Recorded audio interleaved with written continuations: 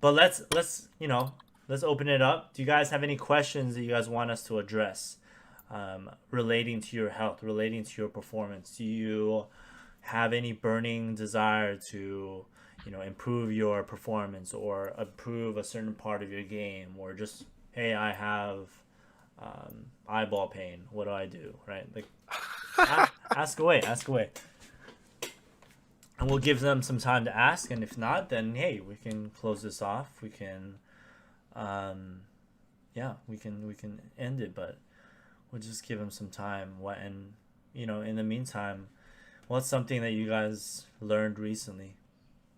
Just anything that you guys would love to share. Is there anything interesting that you guys picked up on? Um, Um, so I'm doing my master's in sport performance psychology, and we just went over peak performance characteristics. It was interesting how you could work with players. You basically take it when they play a good game, right, and you take the characteristics of how they felt during that game versus the poor performance, and it's just all about awareness training. Which actually that was a major theme of what we talked about today. Was a lot about awareness and like being more aware that how long are you sitting for, and all of that as well. exactly. So I thought that was really cool and some strategies to help players kind of become more aware of those things. Yeah, I really do think that awareness is the number one thing every gamer needs to develop at a really like at the competitive level, to see what are the contributing factors that are affecting how we play at X, Y, and Z situation. If you're not aware, then how are you going to create an intervention, or how are you going to create something that will help you better that situation? So I love that. Those are the things that I'm always super into, and I can't wait for you to get further along into your program, and have us, have more in-depth conversations about that Me stuff. too. But it looks like Super we exciting. have a question here. I've been struggling with eye strain after a few hours of gaming. Any advice or resources you can link me? Go ahead, guys. I'll let you guys handle this. This is So, Ellie, eye you go. strain comes from a couple different things. It can come from spending a long time staring at a screen, obviously, but it also comes from the type of light that's coming out of your screen. So, we handle blue light and other lights differently. Depending on the intensity, but mostly due to the frequency. So, when we're looking at blue light for a prolonged period of time, it makes our muscles have to work a little bit harder to focus on it, and it stimulates our brain in ways that keep us continually wanting to focus on that light. Um, so yeah, blue light glasses are really something that is kind of marketed towards gamers. A lot of you guys have heard about them, gamer glasses. Kind of looking into and investing in a pair of those can really go a long way to kind of preventing us from being exposed to blue light for longer than we should be.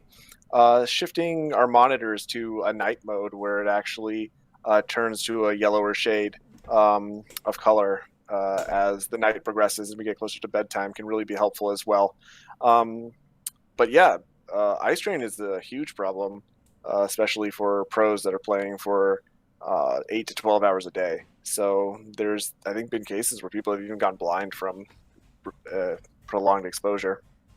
so. You said you would use blue light blocking glasses. You would use an application like the night mode, or maybe if you guys don't have that, Flux. Jake, I know you were trying to say something. What would you recommend for eye strain? Same thing. As well as it's interesting because the survey research that we're doing right now, that is the highest pain pattern that people have reported is eye strain. And so just taking a break. I like I think it's the 2020 rule or something like that.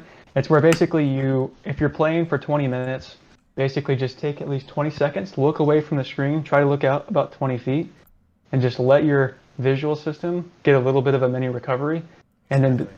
do that before you come back. I think that could be helpful as well.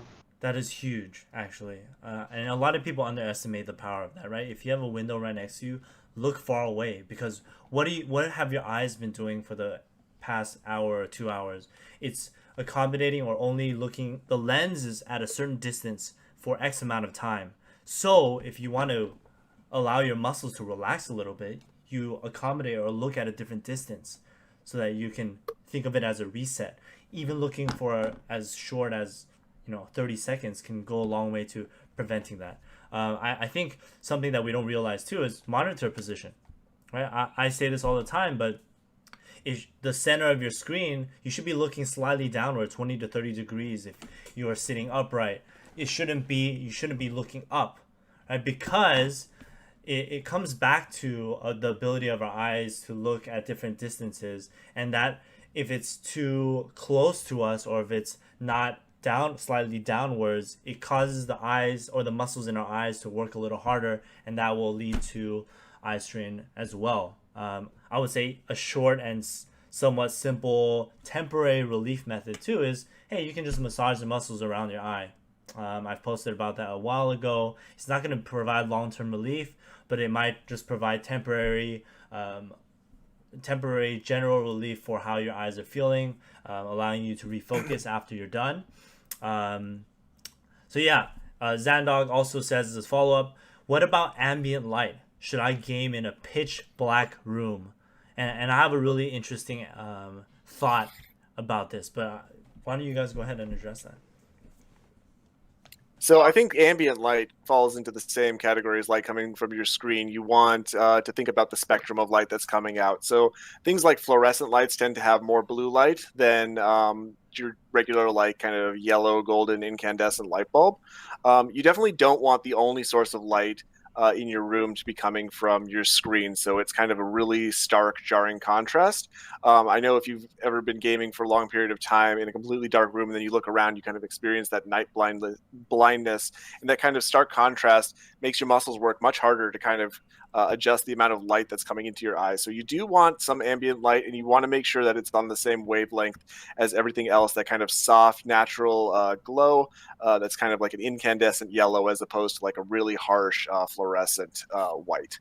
Other than that, other things I would recommend for Eyestrain is think about how often you're blinking. When we game for long periods of time, we often spend less time blinking our eyes, so our eyes are getting less lubricated. So something like eye drops can really be a beneficial thing to keep on your desk. And if you're noticing that you're starting to get that itchy, dry eye sensation, popping a couple of those in there. Also, not gaming in contacts is also really important. Contacts can dry out your eyes longer and leave you vulnerable for infection, especially if you leave them in there for a long period of time. So I would recommend considering both of those things as well. Yeah, just as a last thing, we have this chemical known as melatonin that gets released near the end of the day that helps us fall asleep. And they've shown in the research, and there was only a few studies that show this, but when you have when you're in a really dark room and you have minimal contrast of light, when you're in an extremely dark room and overall throughout the day, if you haven't had enough, ambient or natural light, you produce less melatonin at night. So, yes. So you want to make sure that you have some background light in your room, or you're going outside to get light so that you can have the proper production of melatonin. I do think that there's also some effects with the sensitivity of production, but I don't remember the exact consequences of that, so I won't try to speak to that. But in general, what we're saying is you don't want to play in a pitch dark room. You want to have some light in the background, like all of us have. And then you want to maybe try doing some exercises. You want to maybe try the 20-20-20 rule. You want to maybe set up your monitor in the right way. Maybe get up and move. All of those can be helpful. Maybe get some blue light glasses.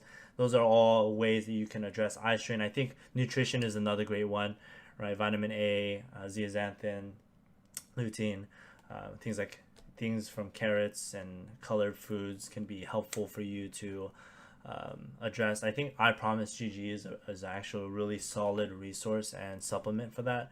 Again, we're not sponsored by them. I just know and have looked into the ingredients before and will definitely recommend it. I Promise, if you're watching, hey, I'm down. I'm down to promote, and then #ad. But let's get to this last question here from Avil Kedar. He has pain in the left wrist, the pinky side, and he feels pain and discomfort when turning the wrist inward. Not really sure what he means by inward to hold the controller. Does he mean like this? Like this? So I think I know what he's trying to get at. Hey, yeah, perfect. You have a controller. I think it's something. Well, Elliot, why don't you address this? So assuming you're talking about the backside of your hand here, which I think is what you mean by base of hand wrist, there's a couple muscles that run from the back of your forearm here, and they go into that pinky there, and wrapping that pinky around this side of the controller here kind of puts those muscles on a stretch, especially the extensor digiti minimi as well as the extensor digitorum communis, which are two of those muscles that I'm talking about that go back So he through there. says it's on the palm side. Oh, So, it's on the palm side? but it Oh, definitely okay. does make sense, right? If he's maintaining it in wrist flexion while he's holding, Right. while he's holding the controller. So if you can bring the controller to show him, basically what you might be doing is as you're holding it, are you bringing it down like this, or are you holding it and bending it inward like that? Can you just confirm for us to see if we're getting it right? Because okay, you use the Xbox One controller, Okay. but maybe you can show us how you're holding it, or not show us, but confirm. Is it like this, or is it like you're bending your wrist inward as shown like that? Because if you're bending it like this, what you're doing is you're putting this muscle, this exact muscle, the FCU, the flexor carpi ulnaris, on. It's shortened, and when you're pressing a lot of buttons too, when you're pressing it down, the controller is moving, so you have to stabilize the controller, and then that causes you to activate that one muscle, that one at the pinky side right there.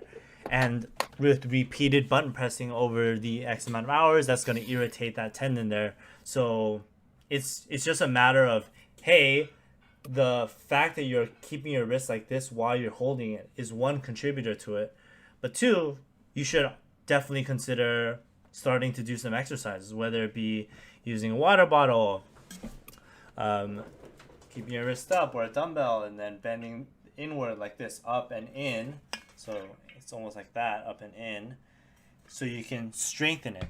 But number two, I would also consider to, I would also consider changing your position of how you hold the controller so that it's not as inward, and being more neutral in this sense, so that your wrist isn't bent too far like this and it's not bent too far back like that, because again it affects the length of the muscles on both sides, right? If it's bent too far like this, then some of the muscles here are too long and some of the muscles here are too short, and it can cause overuse or irritation there. So I would say number one, do some exercises, look up some of the wrist curl. There's this 9-minute wrist warrior routine that it's in our YouTube. That's a great option to start with.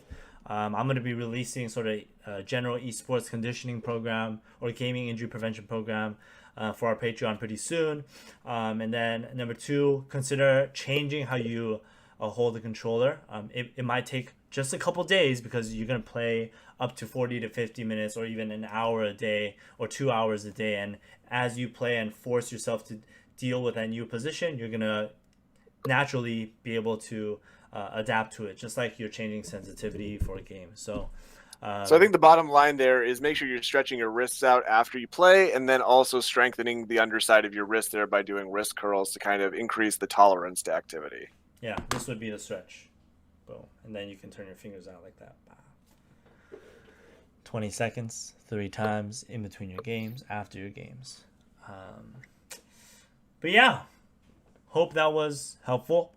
I think that is all for us today. I want to thank everyone for tuning in. I want to thank Jake Middleton GG, his new Twitter handle. Please go follow him. Give him 1,000 follows right now, or I'll never answer your questions again.